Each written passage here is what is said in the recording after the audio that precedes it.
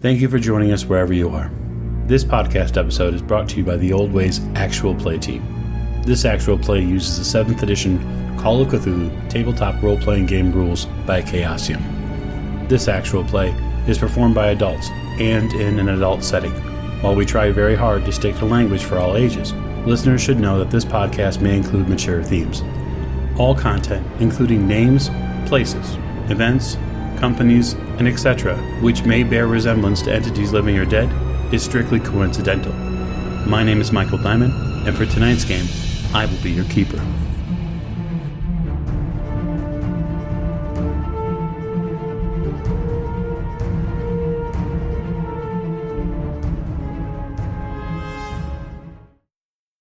Previously on the Old Ways podcast.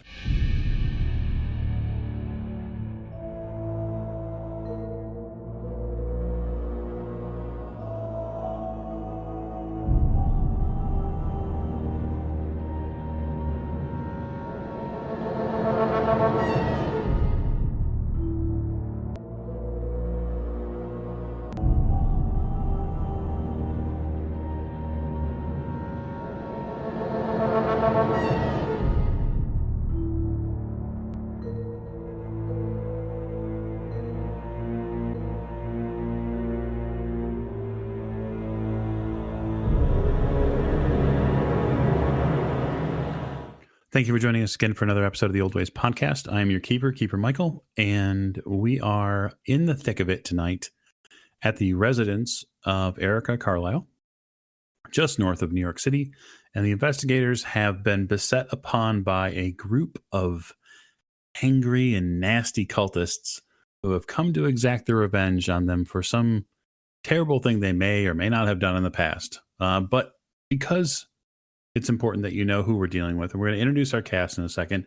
And then you can maybe get to know what's going to happen next during our NYC finale. So to my virtual right. Yeah, it's Lonnie. I'm playing Lawrence Edward Oliver Forsyth. And I may have made a bad decision. Life is full of bad decisions. To his right. I'm Morgan. I play Lillian Lane, and she was running for her life into the house when we last saw her. Running for your life is always an investigator option. Trust me. At the end of the table. This is Jake. I'm playing Jack Doyle. So anyways, I just started blasting. Yes, you just started blasting. Another effective method. And then to his right. James, I'll be playing Dr. Sigmund Tattenbach, who is currently playing with smoke and fire. And last and most certainly not least.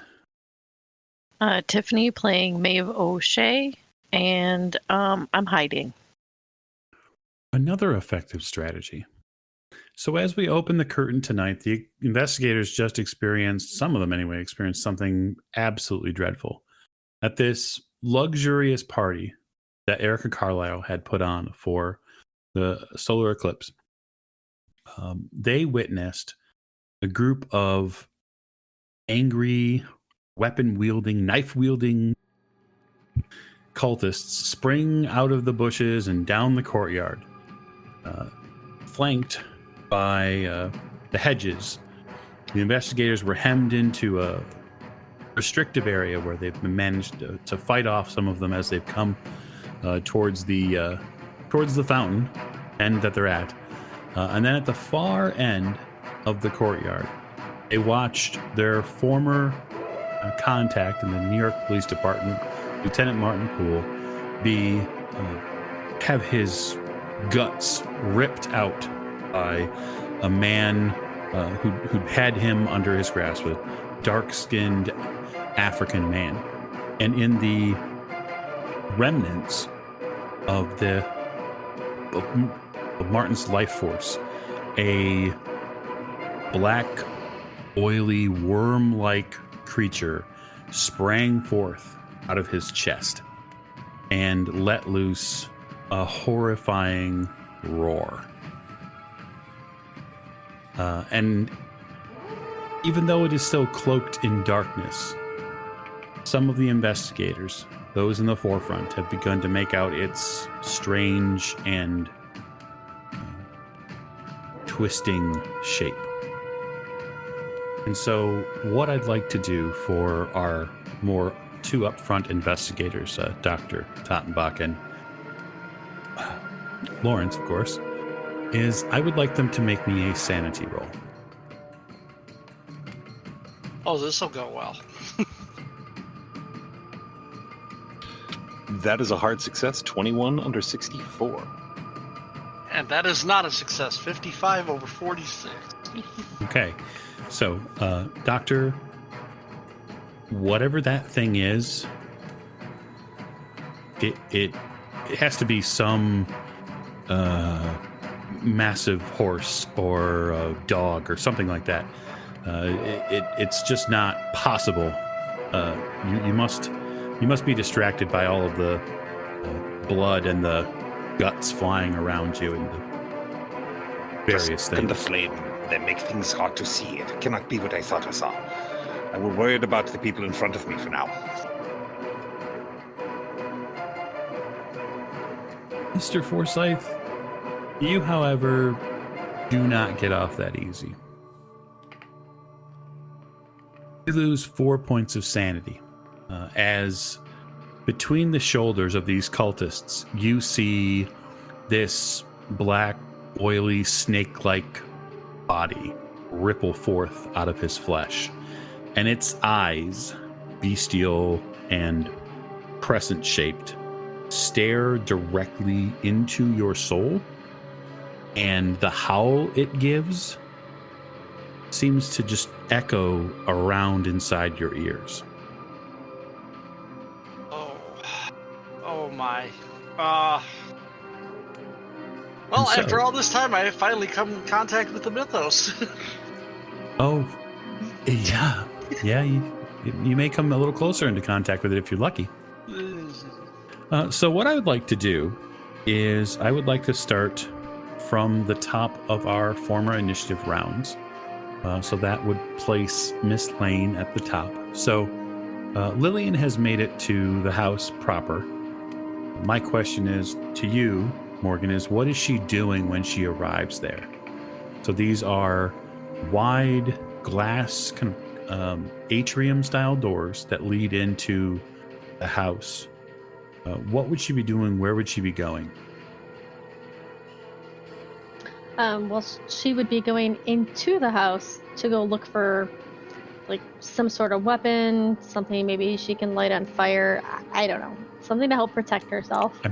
I'm shocked you want to burn something to the ground.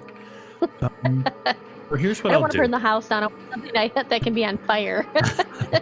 Like a torch. Yeah, no. So what I'd like you to do is give me a luck roll to see if she can find something just by looking around really quick. No. So you look around this room and it seems like this is a setup for catering. So there are cold cut spreads and there are all sorts of different serving utensils and such like that. But you don't really find, at least in this round, you don't really find in the initial look, you don't find anything that you would consider a weapon. That will drop to Miss O'Shea. You have heard this sound that something has made. Luckily, there are too many bodies at this point and far, far too much darkness for you to really make out what's down there. But there is something down there. It looks like it's fairly large.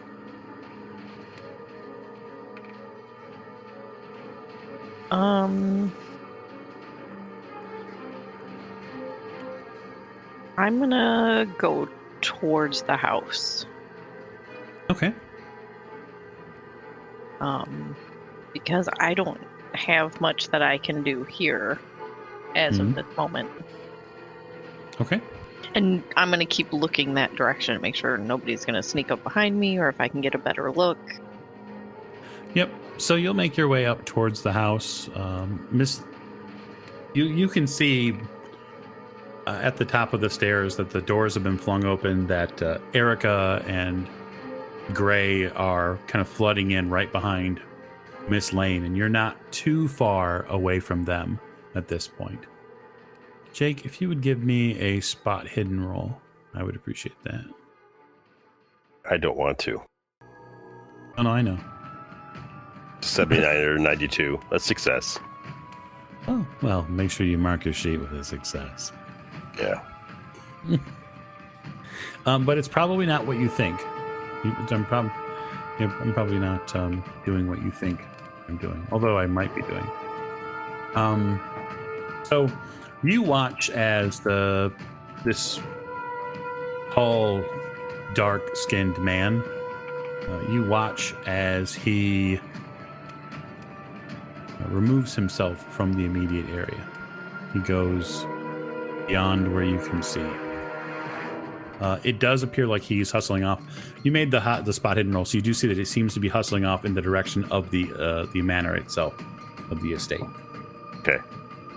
I think we'll go from there. So, Jake, it's your action. You hear someone scream at the top of their lungs. It's definitely a male voice. It comes from down in that direction, and the scream it's much like what you heard during the war. I will yell, fall back to the house, and then I'll lay down some fire over here and help clear some of these guys away from my compatriots. That is an excellent idea. You do have a man directly to your right who seems to be coming just now out of the darkness. Okay, well, I guess I'll shoot him first. Oh, suck. Okay. 1 hits. Okay, roll damage. You yell for everyone to fall back, which the folks, even those folks who, Doctor and Lawrence, even though there are people around you shuffling and screaming and desperate to get out of the way, when Jack yells to get back, to fall back to the house, you absolutely hear him say it. You then turn to your right and fire off a shot and make the man's head into a canoe immediately. Oh, okay. I'll fire again at one of the guys around 8. Okay, so looking at the map from your vantage point, you can see that there is, in front of the doctor, there's one man dead for sure. Lawrence has been injured. 2 guys that are dead. I see 2 that are injured. I'm going to go with the one right in front of, is that Lawrence there? Yep. Okay, yeah, you drop him. Mr. Forsyth, a man in front of you who you were expecting to have to deal with in but moments drops dead from a gunshot. Doctor, you had turned to assist the older man who'd been stabbed, and you knew that you had left your flank, for lack of a better terms, opened because you had to deal with a medical issue. But it seems that, it seems your ears pick up the drop of a body behind you. You can see from his vantage point by the fountain that Joe Corey has leveled his pistol and put down one of these other men. I keep my head down and keep attending to this gentleman here. Yep. And so that would make it... your action, Doctor, and then directly after you, Mr. Forsyth. How is this gentleman in front of me looking? Probably good enough to move, but you'll need to get him out of here if you're going to save him. I cannot hoist him on my own. Jack, I need help. Okay. You could make, if you wanted to, Doctor, you could make a hard strength roll and try to move him on your own. I'll give it a shot.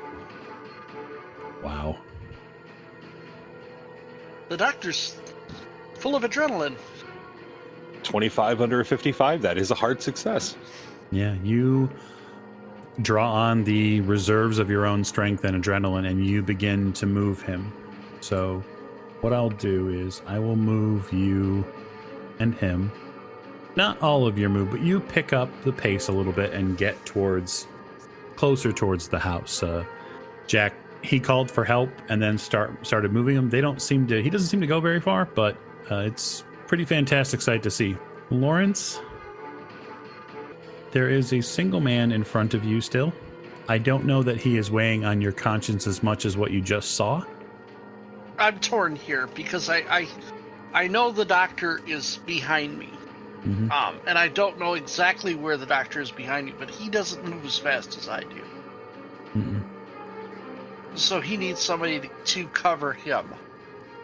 I also heard Jack yell, "Get to the house." Yep. So what I'd like to do is basically act on defense. I have the knife I picked up, or the machete, essentially, that I picked up from one of the bodies. Yep. I'm not going to attack the person in front of me. I'm going to let him come to me, but I'm going to back up toward the house. Okay, makes sense. Go ahead and move yourself. You'd probably get as far as, if you're backpedaling, you'd probably easily get as far as the doctor. This person who was just about to be on top of you essentially keeps coming. Okay. And he comes into melee range, and he is going to take a swing at you. And I'll fight back. Okay. You will have to fight back. So that's a brawl skill, right? Yes, it is. That's a hard success. Oh, very good. Roll damage. 8. Yeah, very good. Okay. Yeah, you cut wide across the chest, and because of the curve of the blade that you've picked up, it actually hooks up and into his collarbone, and he doubles over. Yeah. As you take 3/4 of his hit points in a single shot. Jack, you're going to be able to move towards the house if you want to, as part of the move portion of your action. Given that you fired a couple of times, you're going to have to. You're not going to get as far if you want to place yourself closer towards the house. I'm up here. Okay. There's still people hanging around out here. Some of them are, yeah, and it's mostly because they're in shock. A lot of the folks here are just not stupefied, but they're terrified. Are you damn fools? This man in particular, who's kind of surrounded by a bunch of bodies in the courtyard, has kept his eye firmly on where the creature is at. It's at that point where you hear what's something that sounds like celery breaking. It only comes to your mind moments afterwards that it's not celery. No, it's celery. That's totally celery. A snack. Jack, you see a black shape move up the stone walkway, and you realize it's moving very fast. And we will go back to Miss Lane. I am going to continue looking in the house for, I guess, some sort of weapon to defend myself with. Okay, so since you've had a round now to find one by chance, if you'd like to make a spot hidden roll, you can. Okay. I got a 31 out of 88 for spot hidden. Okay. You notice in this area at one portion of the back wall there is a fireplace. Over that fireplace, there is an enormous hunting rifle. It would be big for even for a man who's, say, as big as Mr. Forsyth. This would be a large rifle. I take the hunting rifle. Okay, so you're gonna head over there and snatch it up. So this is not a normal hunting rifle, but while I won't make you test per se to hoist it, you are unfortunately forced to grab a chair to get it off the mantle because you're a bit short. Do I need to roll anything like luck or something for that to make sure I don't fall and break my neck? Sure, go ahead and roll luck. I mean, you asked for it. Watch me fail. Oh! So I get a 77 out of 42. You did. So you grab the chair over there. You reach up as high as you can on the chair, and your fingertips only kind of graze the weapon. You're not tall enough, unfortunately, to reach it. It looked a little shorter than you thought, so you're going to have to spend the rest of your action basically jumping and grabbing it, which you're more than welcome to do so. But when you do, you end up falling back onto the ground. You have to kind of cradle it down. You don't take any damage per se, but the few people who actually witnessed it, you think you may have damaged your social reputation for sure. Spectacular. You do see Erica and Gray continue on deeper into the house, and they split off. Erica goes in one direction, and Gray goes to what looks like a closet that's nearby this massive sitting area / dining room. And then the initiative will fall to Miss O'Shea. Okay. I'm basically watching outside the doors, making sure people can get in. Okay. Like, ushering people in, picking people up if they fall. Sure. That kind of thing. Why don't you go ahead and give me a spot hidden roll? You'd be in a perfect position to see what might be happening. 55 out of 68. You see the dark-skinned gentleman used one of the other kind of northernly staircases, these stone steps that lead up to the courtyard to the house. You see him slink his way onto the courtyard as if he's planning on entering the house. Fun. Then I'm going to keep an eye on him, make sure everybody makes it inside. Yep, it's the same guy that blew dust all over you in the back of Miss Lane's car. So, That bastard. mm-hmm. Okay, so 65 is done. Jake, you are on 60. Okay, I will continue to the house and push people in front of me, keep them moving. Okay, it's going to slow your progress a little bit if you're trying to coax people. I mean, coax is one way of putting it. Well, I mean, you're a guy with a pistol, so it won't take much of a persuade roll to get people moving, but... I'd go with intimidate. All right, so you're going to be real scary. Go right ahead. I mean, 378. Yeah, you begin to coax people, and then suddenly you have a line of 4 people who are moving far quicker than they were previously. I'm going to move up the stairway. Yeah, you move up the stairway a little bit. You are quickly bottlenecked a bit by the people who are there, but you are getting closer. Then I guess since we're bottlenecking, I'll whirl around so I can cover us from behind. Because you are not directly being assailed, Sigmund and Lawrence, go ahead and move yourselves in the direction you would be going. Or take any action you'd like, because you're both on 55 at this point. Yep, I'm moving up towards the house, continuing to help support this guy if I can. Jack, you see this beast, whatever it is, a single wing, massive, long, oily black body, rows of massive teeth, land near the man who refused to move for you. And in a single and simple snap of its neck, its head comes down and chomps onto the skull and cracks it open like a fresh watermelon. There's even a significant and juicy pop when it happens. And at that point, we roll sanity.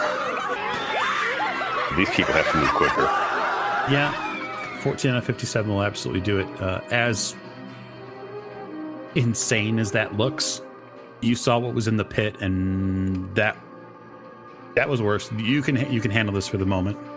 Tiff, you watch as the gentleman smashes through a window and enters the home. You lose line of sight on him. Oh, okay. So I can't see where he goes. Okay. It wasn't by me. No, it was probably a good 30 feet down the way. So he's smashed into some sort of window. You're not sure. You don't know the Carlisle house super well. So Okay. Looking around for a weapon of opportunity, what do I see? A vase? A fireplace poker? A statue? So, looking around, you do see Miss Lane has fallen to the ground. There's a massive thump behind you, which is what draws your attention. Oh. And she's wrestling on the ground with an enormous and almost comical sized firearm. It's easily twice as tall as she is. Okay. Well, I can't shoot that, so... Beyond her is also, beyond that area, or in that same area, there's also a fireplace. You do see a poker there. I will grab that so that I have something. So you run over and grab the poker. That was Tiff on 65. Jake, there are several partygoers who are hustling in. We're inside, right? You are almost inside. So I'm going to get inside. I want to make sure that Lawrence and the doctor get in. Okay, so to get in, you'd be about here because that's the doorway. Okay. You have to push past some of the other partygoers, but you do manage to get inside. And Doctor, you are continuing to escort this older man in. He is behind you. But yeah, Lawrence and the doctor is both your actions after Jack goes. Do I need another strength roll to get him up and into the house? No, you made a hard success the first time, but you know that once you get into the house, you are going to be physically tired for sure. Okay. Well, then I just push forward and get this man into the house. He's going to need further medical attention, and I'm sure other people in the house will as well. Okay. You get into the house carrying this other gentleman. You put him in a chair directly next to the door, and for the moment, and then you kind of semi-half lean collapse on the bar nearby. When I see everybody in the foyer or wherever we're at, I'm going to yell that he broke in through one of the windows. He's in the house. Joe Corey comes in. Mr. Forsyth, I assume you're going into the house as well? Yeah. There is several different noises that you're hearing from the outside, from this garden. There are still some subdued screams, and there's also the sound of what sounds like a group of pigs eating. There's a crunching and a gnawing and sort of a slobbering almost sound that's out there. So yes, Miss O'Shea, you announce that he's in the house. That's what you say. And then the rest of the investigating crew comes in. Partygoers are washing all over themselves. They're running around this area or streaming back towards the open doors at the far end of the hallway, or at the far end of the room, which would lead to the front of the house. And so that will leave it to Miss Lane. Was I able to get a handle on that rifle yet? You do eventually get a handle on the rifle. It probably weighs in excess of 20 pounds. No. It's a pretty big rifle altogether.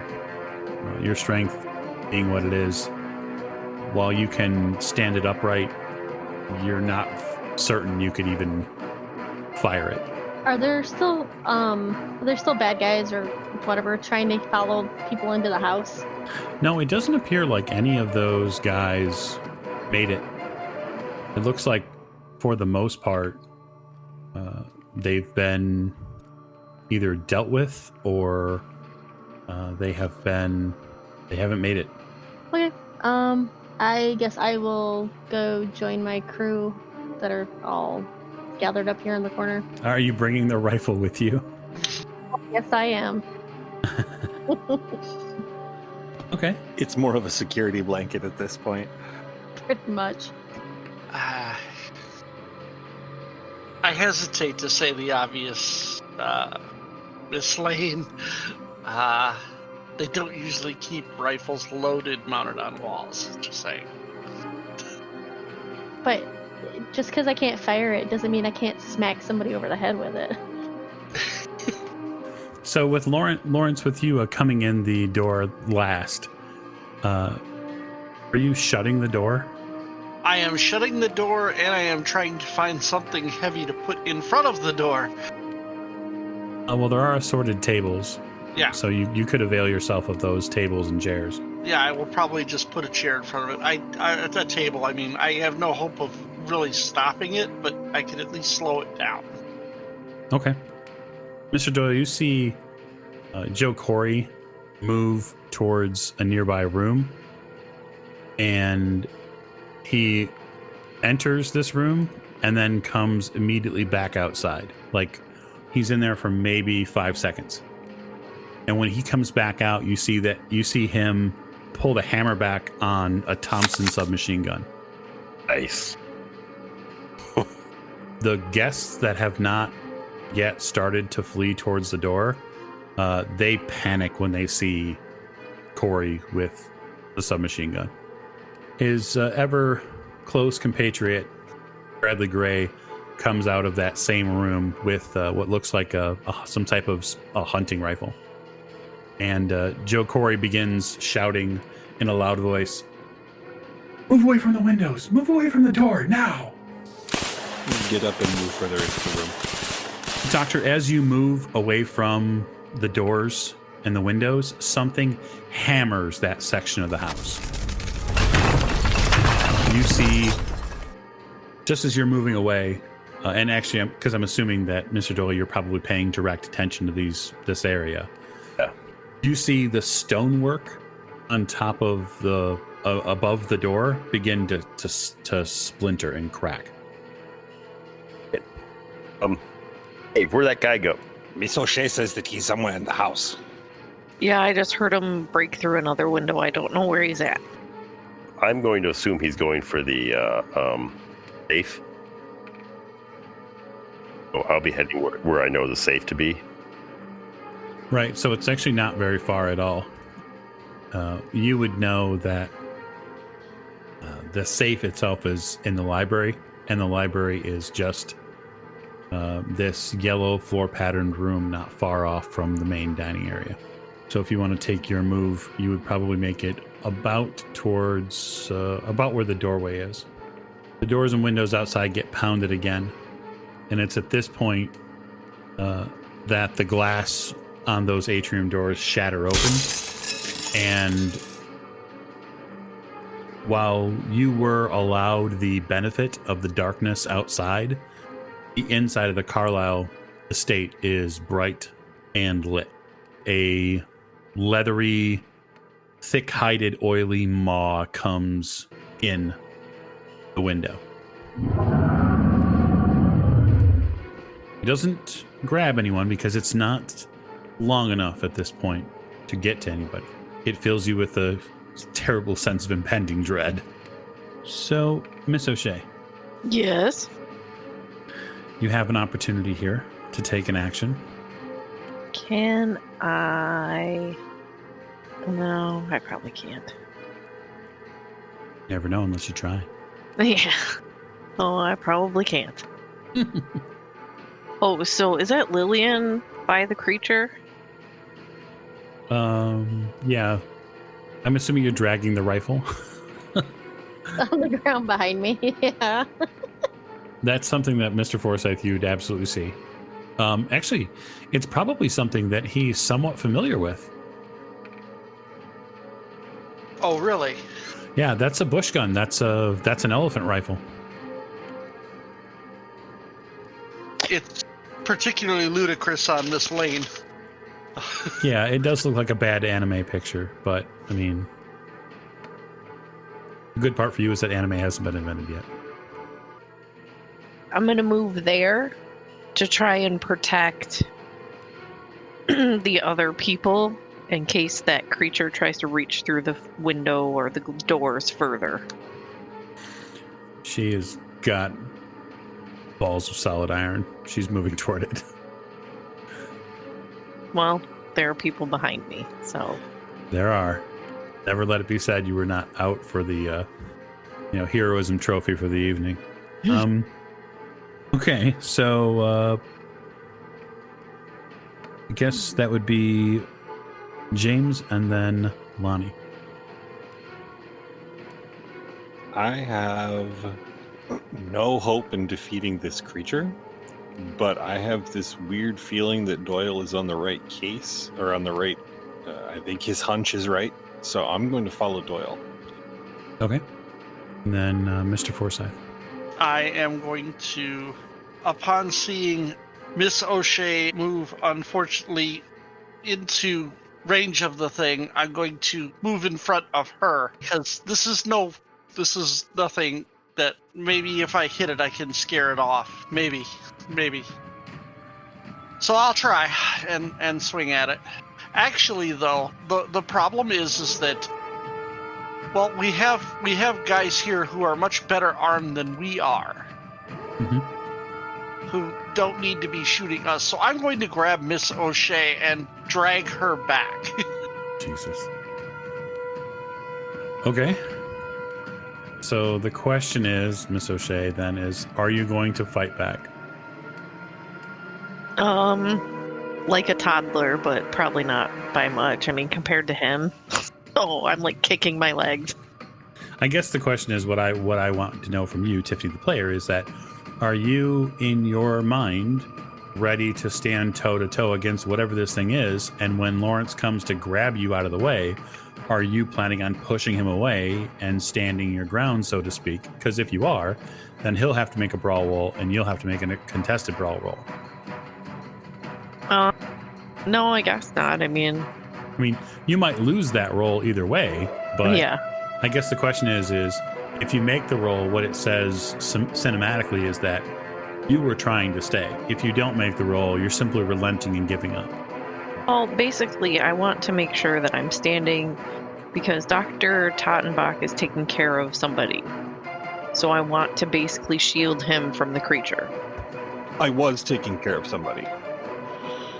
Oh, I'm not taking care of anybody anymore. No. I got the guy inside and then kind of collapsed my own self, and now I'm limping along behind Jack. When Jack is... Oh, okay. Okay. Then who's the person next to me? I know that's... This gentleman here, right here, he is a party goer. He was the person the doctor was helping. This man is limping basically towards the exit. That's where he's trying to go. Okay. Well, then I'll back up a little bit if he's going to try and pull me out of the way, but I'm basically keeping myself in between those people and the creature. You know what I'm saying? Yeah, okay. So I'll move you just a titch back, and then Lawrence, you want to stand essentially in front of her. Okay. But I want to keep out of the line of sight of the guys with the large firearms. I don't want to accidentally get hit because they decide to shoot at this thing, whatever it is. Right. To that end, Mr. Gray, with his sporting rifle, fires it in a completely different direction, and he ends up connecting with, you see, people from behind. And so you begin to see a couple of these same strangely dressed men with long red ribbons hanging from their headdresses come in. And we are back to Miss Lane. So those guys are coming into the room, right? There's the dude on the left. They are. Probably the more pressing matter you see is that this creature has finally stuck its noggin in the room. And you had caught glimpses of some things before, but it's at this point where you're going to have to make a sanity roll. Is it? Oh, yeah. Because its body begins to morph and change and almost pour into the hole that it's made in the atrium glass windows, so that way it can get, it's seeming to get more of itself into the room. 54 versus 43. Very good. So you lose 6 points of sanity as your mind can't possibly fathom the fact that an organism can push through a hole so small in comparison to its body and still retain the eyes and teeth and sickly, oily black flesh as it can. So what I'd like you to do is make me an intelligence roll. Aha. Okay, so you have failed this roll, and that is the best outcome. Because as we found in a previous adventure, if you succeed on this roll, as Miss O'Shea did in your apartment, it might cause you to begin burning things to the ground. So your brain can't possibly comprehend what's going on, but you are absolutely shocked and stunned by what's going on. But what would you have done on your action? What would I have done? Yeah, because it's still your action. Probably would have found a chair to... Okay, but I don't get to make my action, correct? Since Sandy. I'm willing to roll with it. Just tell me what you would have done. I would have propped my big old gun on a chair and shot at that damn thing. Okay, so you move over and you kind of push Mr. Gray out of the way, hauling your kind of almost like a toddler pulling a choo-choo train. You kind of pull the gun over and slam it onto the table because it's really the only thing that can hoist this and hold this massive weapon. And you give a hoot and a cheer, and you crank back the big hammer that's on the back of this gun. And so what I'd like you to do is I would like you to make me a luck roll. Okay. You pull the trigger, and there's a big click, and nothing happens. Story of my life. Where's the earth-shattering kaboom? Yes, exactly. There's no earth-shattering kaboom. It was supposed to be, I was promised a earth-shattering kaboom. I was promised an earth-shattering kaboom. Yes, precisely. Very good. Mr. Doyle. Yes. It's your action. I will continue on. You did see what happened behind you. You heard all the craziness going on back there, but you're continuing on. I move. So tell me when you move into the hallway what you're doing. What's the... My plan is to push through the door. Well, okay, so there's a door here. That's the first door. There's a door here. This door, specifically the second one with this yellow flooring, this is the library area. Okay. So that would be the area for the safe. That's where I'm going. Okay. Very good. You may enter the library. And I would do so. You enter the library. You turn the lights on. They have fancy electric lighting in here. Ooh. You don't see anybody in the library, but you're here. You're gonna just chill here for the moment? I'm gonna step back out in the hallway. Ah, okay. Step back out into the hallway. Doctor, you follow Jack shortly thereafter. I absolutely do. Into this hallway. Should we check all the rooms one by one? Yeah, we're gonna have to. I'll go around the corner and start there. Why don't you just check that room right next to you, and I'll check this room over here. Don't we already know? We already know what's in the one in the north, don't we? That blue room. Actually, no, you're not sure what's in the blue room. Oh, okay. I thought we already knew what was in there because what's his name went in there. Yeah, I mean, you saw Mr. Gray go into that room, but you weren't in it, so you don't know what's in it. All right. Well, then I will start with that one. Okay. So you walk over to the door and you open it. When you open it, you see someone aim a pistol at you, and it's Eric Carlisle. 9. 9 for 9. It is me, it's Dr. Sigmund Dattenbach. What's going on out there, Doctor? She seems panicked. You need to stay in here and stay safe. There is a man inside your house, among other things, that mean you harm. So you need to stay safe. Hear a roar from outside, Doctor. I emphasize a look and gesture towards the sound, and then close the door. So that's your two's actions. Mr. Forsyth, if you're going to swing on this thing, now's the time. Did I saw him shoot at, but not at the creature, so I assume there's something behind me? Yeah, that is your assumption. Yep. I'm going to keep backing up. I'm going to try and herd people toward the kitchen. Okay. I will explicitly tell them, get to the kitchen.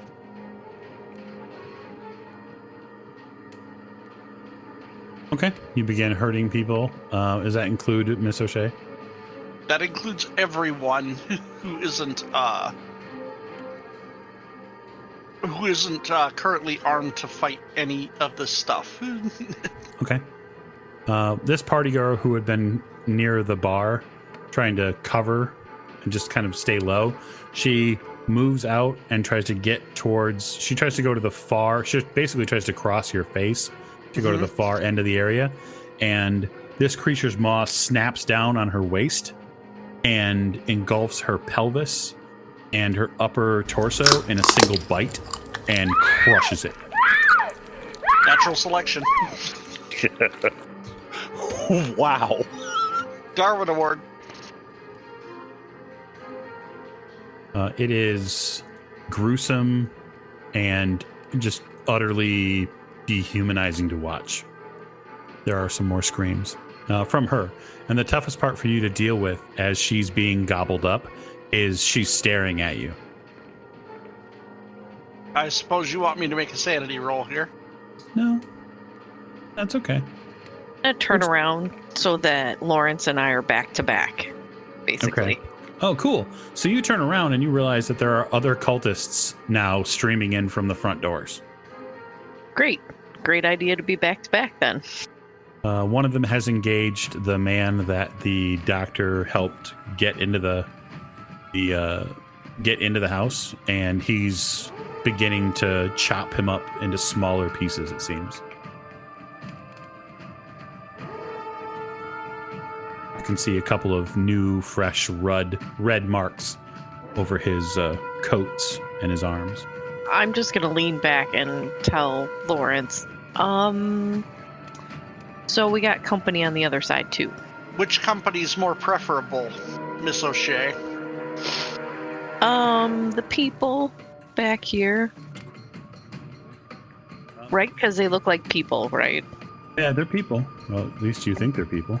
Then Okay. perhaps we should move to a different area.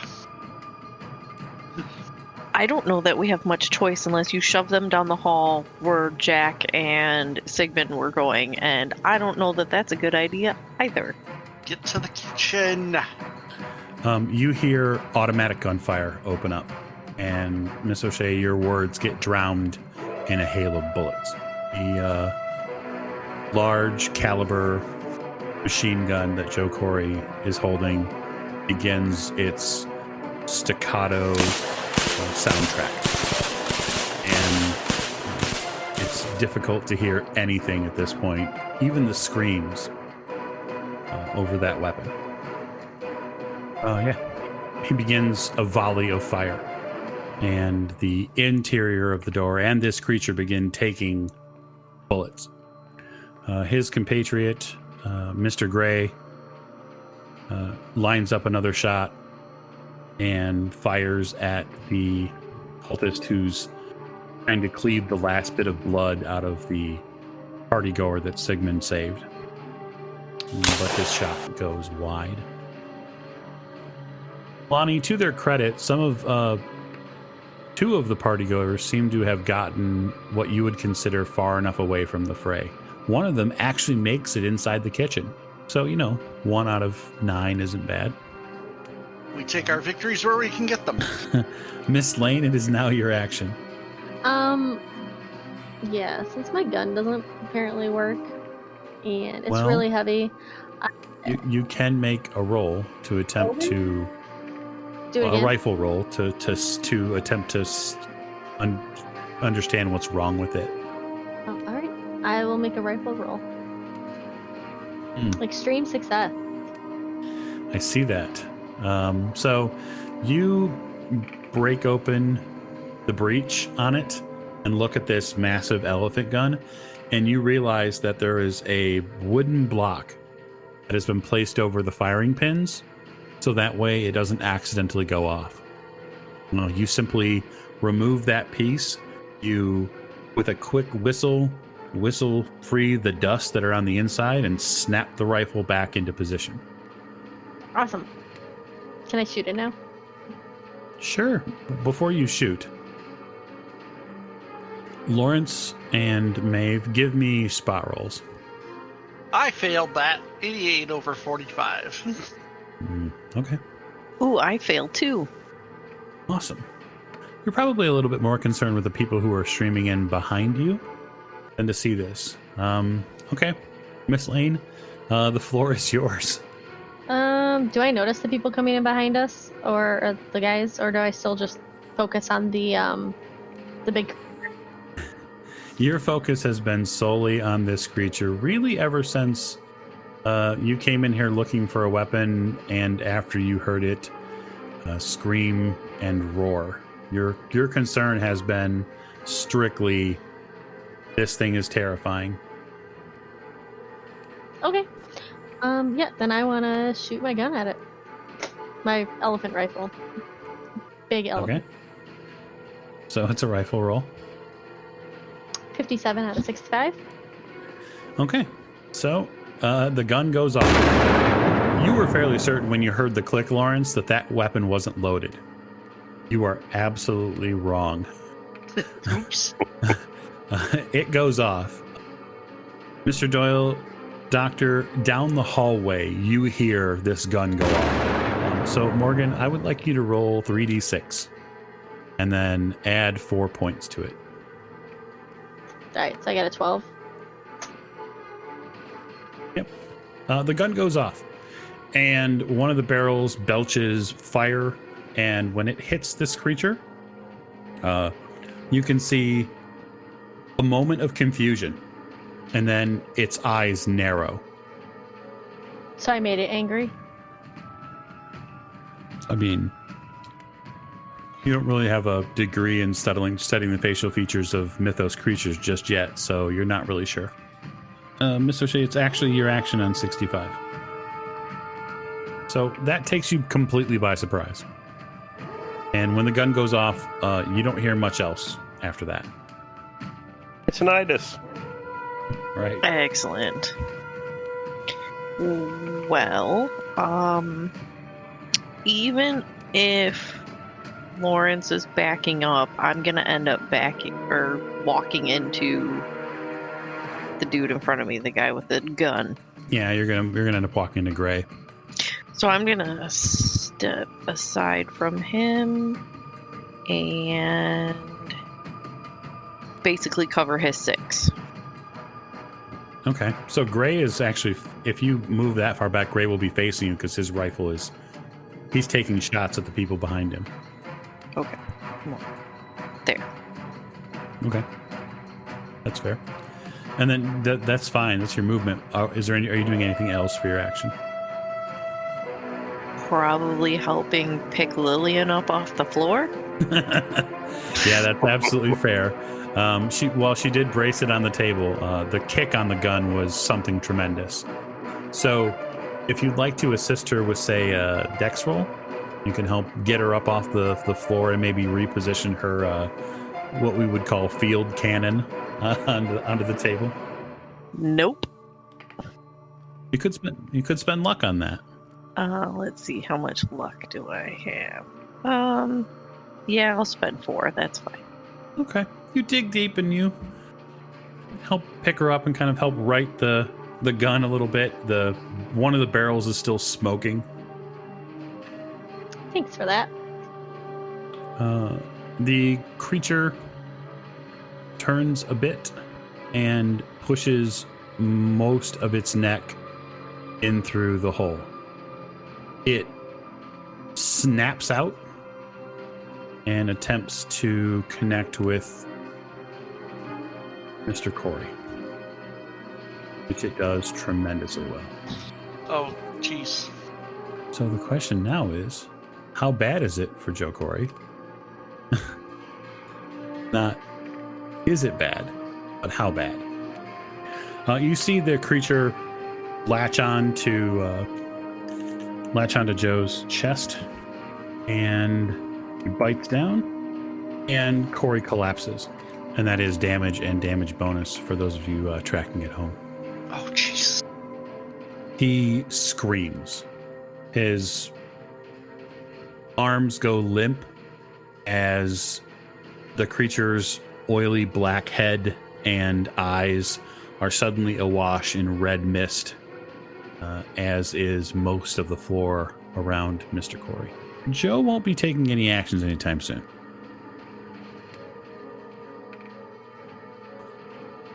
Ever again. Quite possibly. Joe's actions will include bleeding and lying on the floor. Uh-huh. Dan's lesson's probably out now. Yes, he won't be going to any spring formals anytime soon. You see Gray, still rifle in hand, lines up another shot, and manages to strike the man who was just about to finish off one of the partygoers. And that cultist takes a fairly grievous rifle wound. Jake. Oh, I will be going through that next door. What's happening? What happens? You go through the room. Make me a spot hidden roll. Be 292. Okay. You look over this small, what looks like relatively small study or office that's adjourned here. You see that there's a desk, there's a couple of closets, some shrubbery. You see that the window is broken, but you don't see anybody in here. Move out. Doctor. I guess I'll be checking probably the next room around the corner if he's positioned himself in front of the third doorway. I'll go to the next one, that fourth doorway around. Okay. Go ahead and head down that way. When you pop open that door, give me a spot hidden roll. 39 under 70, that is a success, sir. Okay. At the far end of this room, what appears to be you're not sure if it's a private. This room, while it looks like it has two beds, doesn't look like it's been used in a while. If memory serves correctly, from some of the notes that you'd read from Huston, for a time, Benet and Roger stayed here at the estate. So this room looks like it's been set up, or it was set up at one point for multiple people to sleep in. And at the far end of the room, you see a sweaty, tall African man who has his gaze directly at you and his hand raised up, open palmed, so no weapon. And he has a very murderous intent in his eyes. I want to grab something near me, preferably a weapon of some sort that I can throw at him. And I'd like to utilize my pulp skill to do it. Is what? Which one would you like to use? I believe I have the pulp skill where I can find whatever I need in a scene, something along those lines. Let me look at the exact. Resourceful. Always seem to have what they need in hand, but you may spend 10 luck rather than make a luck roll to find a certain piece of useful equipment. So if you'd like to spend 10 luck and then tell me what useful piece of, thing that you'd like to find. I will spend 10 luck instead of trusting the luck rolling itself, because my rolls have been good and I don't want to tempt the faints right now. This seems pretty important.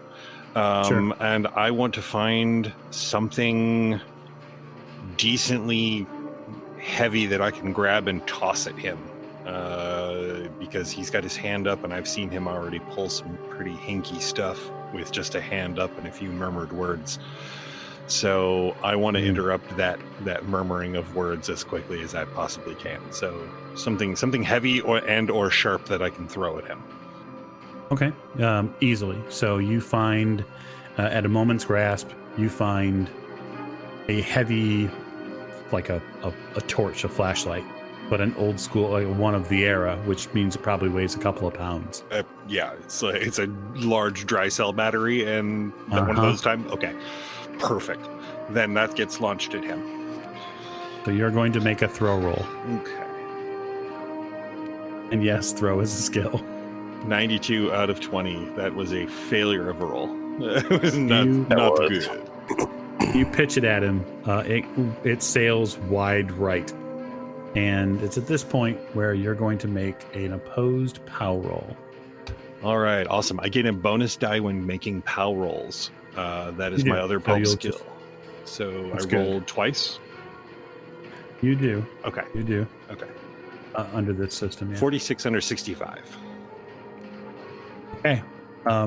He murmurs something deep and dark. The very words and pronunciations that he uses belie any sort of human tongue.